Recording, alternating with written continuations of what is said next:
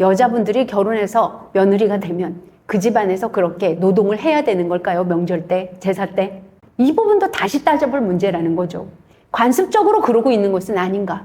옛날에 양반과 노비처럼 우리는 며느리를 자기네 집안에 신분이 낮은 존재로 생각하고 있는 건 아닌가? 그런 부분이 가부장적 제도에서 뿌리 깊게 아직도 내려오고 있는 것은 아닌가? 이 부분을 생각해 볼 필요가 좀 있습니다. 우리가 누구를 막론하고 모두 존중해야 된다라고 이렇게 생각을 합니다. 존중을 해야 되는 것도 맞고 나도 존중을 받아야 되는 것도 맞습니다.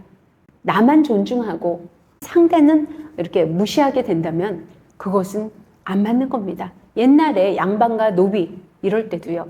옛날에는 노비를 사고 팔았어요. 노비가 훨씬 많았다는 거 아시죠? 양반, 평민, 노비 이렇게 나눈다면 정말 이 프로테이지로 따진다면 10%, 20%, 뭐 70% 이렇게 노비가 한 70%, 60, 70% 됐다고 저는 들은 적이 있습니다. 그러니까 이렇게 많은 노비들을 양반, 귀족이라고 하는 사람들은 어떤 사고를 했을까요? 자기가 귀족이면 노비들에게 반말을 해도 된다고 생각을 했습니다. 자기는 더 귀한 존재야. 인격의 가치를 다르게 생각을 했던 거죠. 그리고 노비들은 뭐 말 한 필에도 사람을 주고받을 정도, 몇 명을 주고받을 정도의 거래를 했어요. 이게 유교 사상에서 신분에 따라 그 귀함이 다르다 이렇게 기본적으로 생각하는 그런 부분이 있었기 때문에 이렇게 생각했던 그 유교 그리고 조선시대에 이 사고방식에 의한 가부장적 제도에 따른 그런 사상이 아직도 우리의 사회에 뿌리 깊게 남아있다고 봐집니다.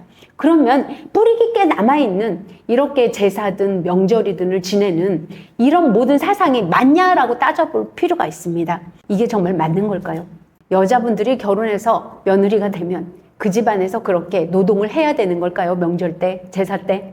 이 부분도 다시 따져볼 문제라는 거죠. 관습적으로 그러고 있는 것은 아닌가? 옛날에 양반과 노비처럼 우리는 며느리를 자기네 집안에 신분이 낮은 존재로 생각하고 있는 건 아닌가? 그런 부분이 가부장적 제도에서 뿌리 깊게 아직도 내려오고 있는 것은 아닌가? 이 부분을 생각해 볼 필요가 좀 있습니다. 예전의 사람들을 보면요. 며느리를 얻었을 때 그 집안에 무슨 노동자? 그 노동하는 사람으로 받아들이는 그런 부분들이 좀 있었다고 봅니다.